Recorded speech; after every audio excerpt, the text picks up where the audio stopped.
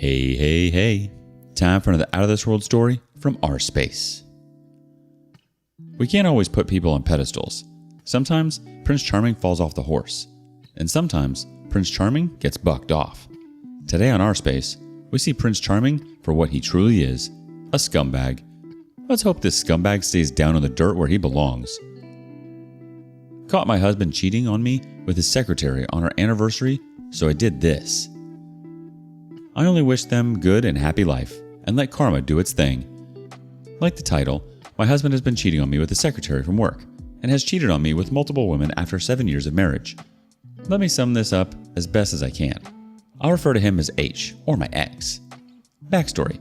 I, 37, and my ex-husband, 40, were together for 7 years. We met while in college, we had a mutual friend, and I'd see him a couple of times on campus. Very handsome and tall and very attractive. I didn't pay him much mind at first. He seemed like trouble. Before him, I'd never been in a relationship before. I was a very shy, awkward person, so I kept to myself, often, and had few friends.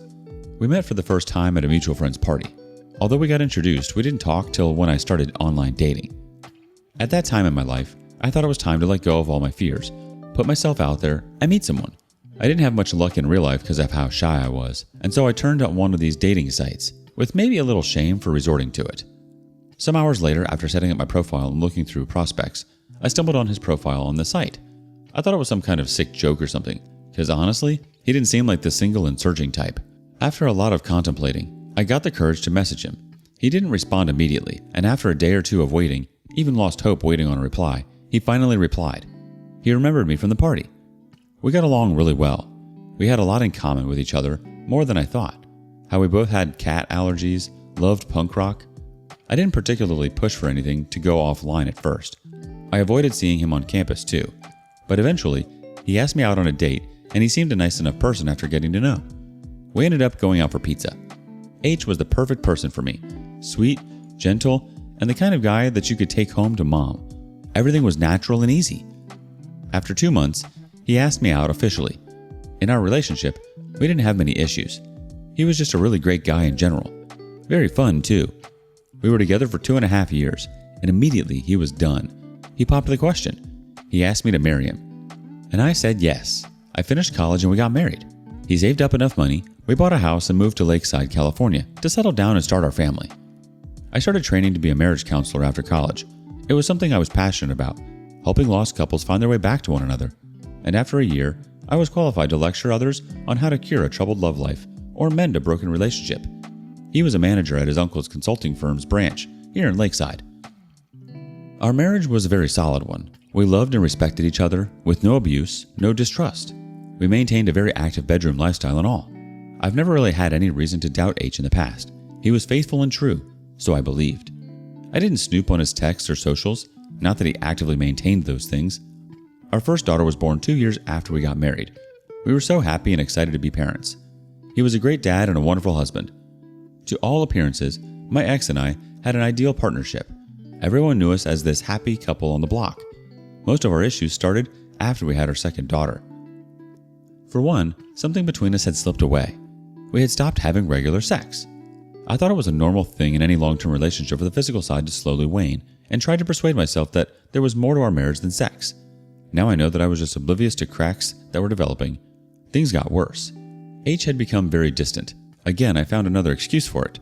I thought it was just him trying to meet up with his job and the stress of it all or something. He was always talking about how he was working his butt off for a promotion to senior manager, how it would better our lives, travel more, coverage for the kids and stuff. There was also a change in the way we talked. We didn't talk much, and to me, we barely even saw. We used to talk a lot about everything and anything, and he loved making me laugh all the time. But all that seemed to just fade. I did my best to reach out, but he had put up this wall. I couldn't understand what was going on with him, and since we didn't talk much unless it was concerning the kids or bills, I asked him a lot of times if he was okay, and he'd say yes, and it was the stress of his job or some excuse. Then there was the fact that he was always running out or had no money, knowing he wasn't a lavish spender. He didn't buy fancy clothes or shoes, and he currently wasn't buying them for me either, but he was always out of money, always asking for gas money or borrowing an extra $50. We had a fight one time about it. He got all defensive and said he'd spend his money any way he saw fit, and he had friends and other responsibilities as well, and I was being selfish. I realize now that those were the first signals that I should have noticed that he might be having an affair. I knew something was up, but I didn't think it too serious to be an affair.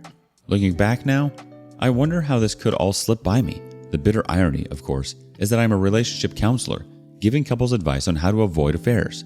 Yet all the time, infidelity was going on right under my nose, and I never spotted it. I felt very alone and a little depressed at this time, helping people cure their marriages, but not being able to figure out what was wrong with mine. He wouldn't talk to me, so I didn't know where to even start.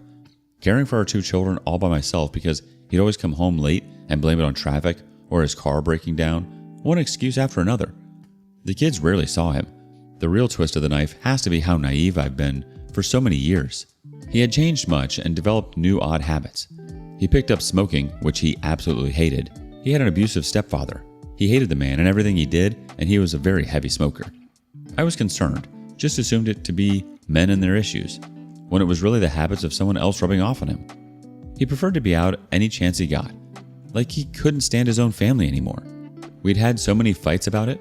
When he came home from a little drunk from drinking with his friends, I'd quiz him about what he'd been up to, whether any women had shown him any interest, stuff like that. He was always adamant that nothing of the sort had happened, even when he was drunk.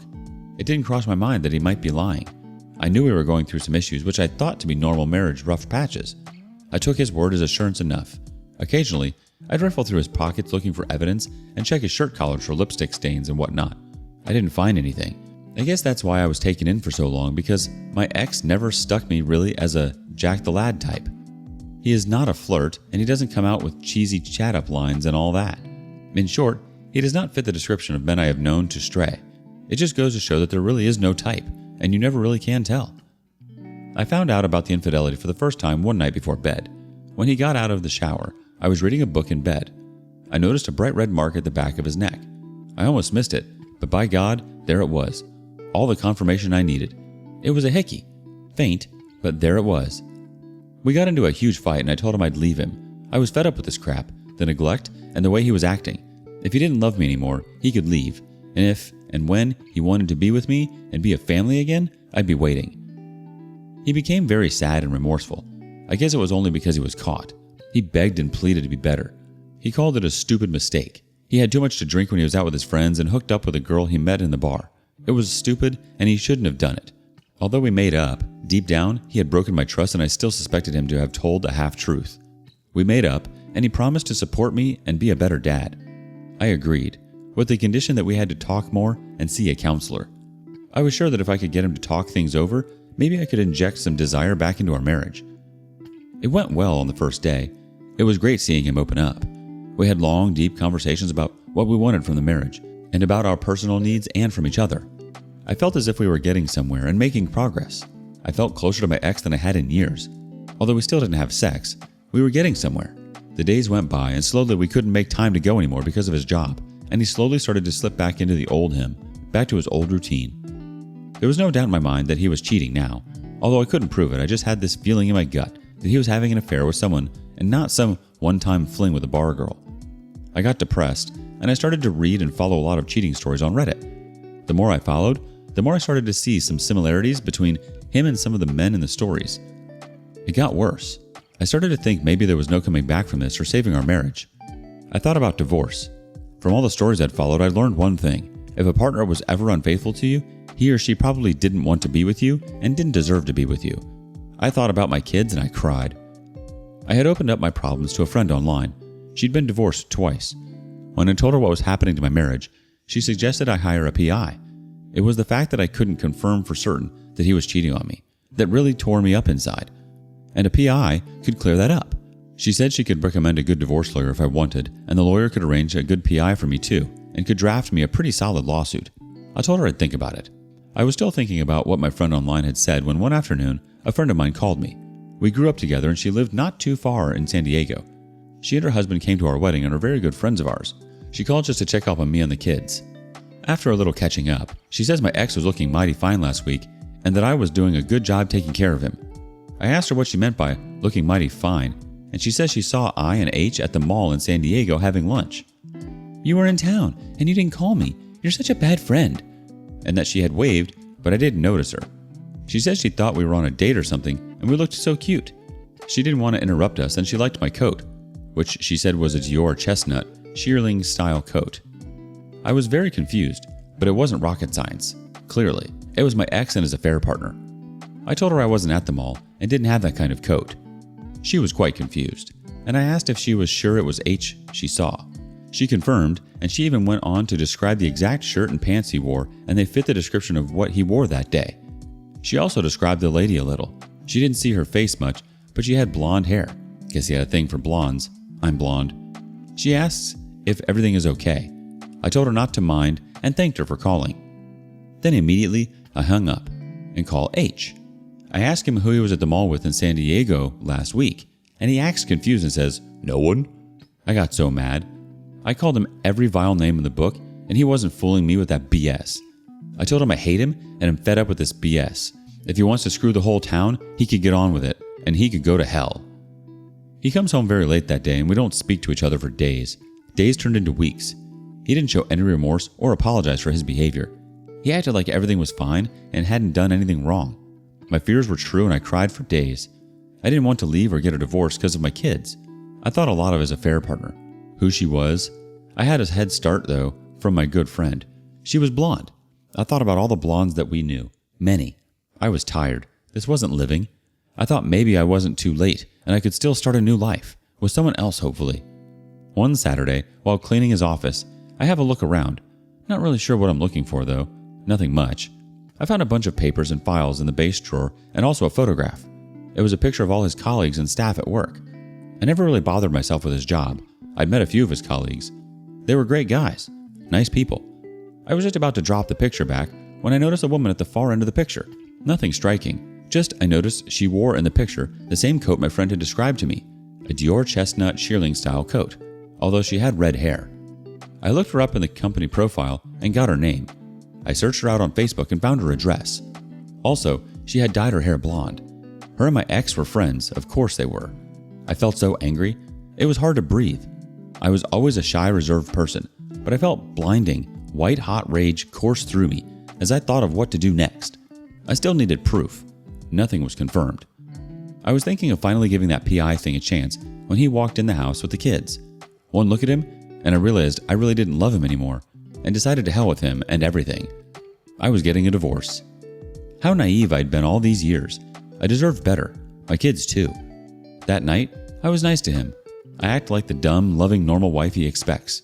I made dinner, asked about his day, and even told him I loved him. I could see the confusion and uneasiness in his eyes, but I didn't care. It didn't bother him either. I slept peacefully that night. Our anniversary was coming up, and he'd already made some dumb excuse that he'd be away on that day. He said he was needed at some conference at work and he needed to represent the branch, and that would score some extra points for him and blah blah. I knew it was all BS, but I said, "Okay, honey." He said he would make it back in time for our anniversary to spend some time together and go on a trip, just us, reconnect and whatnot. I kept saying, "Okay, honey," to everything. Was appalled at how much I didn't love him anymore and why I'd stayed and devoted my time to such a person. The day came and he left. I had already called a good lawyer referred by my online friend to help with the divorce. The plan was to just leave him and to disappear with the kids. But that suddenly didn't feel good enough. I wanted him to know I knew what he had done, and he wasn't playing me as much as he thought he was. After he had left for his conference, I dropped my kids at my sister's and started driving to a affair partner's address. I had second thoughts en route. What if he wasn't there? And was I going too far? And what if it was all just one big misunderstanding? I got to the address, and when I saw his car parked in the driveway, all thoughts cleared. I could see them through the living room window, making out on the couch, and finally proceeded to the bedroom, where I lost them. I took pictures and videos. I had enough video and pictures evidence. The lawyer had said that would help us to sue. I went home, packed up all my things, prepared the kids, packed all their things, and moved out of the house. I had all the photos printed in a flash full of all the videos in a file on the kitchen table. Looked around one more time, cried a little, and left. I moved away back to my hometown, to my sister's place. I emailed the evidence to everyone we knew, even his work colleagues and staff. It spread across the town like a fire. We were town gossip for the next weeks. The counselor getting a divorce. Town gossips were having a field day. I had arranged for him to be served immediately after he got home. My phone buzzed all day and night. He'd left so many voice notes, pleading and begging me and telling me to stop messing around, to blaming me for everything that happened between us. I had my sister and friends with me to console me. I'll always remember what they did and how they took care of me and my kids. He tracked me down to my sister's place and demanded to see me, but they didn't let him and threatened to call the cops. He called me every vile name and said I'd ruin our kids' lives and cost him his job and everything was my fault. We finalized the divorce after 2 months. I got the kids, nice alimony, and child support. I still stay with my sister. She and her husband have been good to us and wouldn't even hear the thought of me leaving and getting a place. The videos I sent were everywhere, and affair partner had to quit her job out of shame. Also turns out her boyfriend got a peek at the video too. I didn't know she had a boyfriend. He was a large, rough-looking man. Looked like he belonged to a biker gang or something. Anyways, he wasn't pleased. I saw a video on Facebook one day. It was a confrontation between affair partner's boyfriend and my ex. It didn't go so well. The result? H having a black eye and the police looking at affair partner's boyfriend. As much as I enjoyed him getting what he deserved, I couldn't laugh, because he was in a pretty critical state. He'd broken a rib, but at the point of writing this, he's doing okay. Still texts and calls to apologize for what he'd done. I feel sorry for him. Wow, OP. This took me on a wild ride. I'm so sorry you had to find out this way, and I'm sorry these were the circumstances given your profession. That's not at all a slight on you. It means that nobody is immune to cheaters and people who are so insecure with themselves. You totally had your crap together and H totally fed off of his insecurities and couldn't help himself. And the audacity to blame you after all of the choices that he decided to make? Get real. I'm glad you messaged everyone the evidence. He didn't deserve anything more. He should have thought about you, his kids, his job, and his reputation the moment he thought of cheating even crossed his little bird brain. I feel like what he experienced physically was just a little taste of the hurt that you experienced after all the neglect and emotional abuse of what he did to you. Not everyone can walk away unscathed, especially cheaters. What do you make of this? Would you have done the same thing? Would you have stayed with him after initially finding the hickey? Let us know below. Thank you for joining us today on rSpace. Like and subscribe and hit that notification bell so you don't miss out on our next video. We'd hate for you to miss out. If you want to listen to more stories from me, check out our lounge where I feature a larger variety of non-cheating related stories. See you there.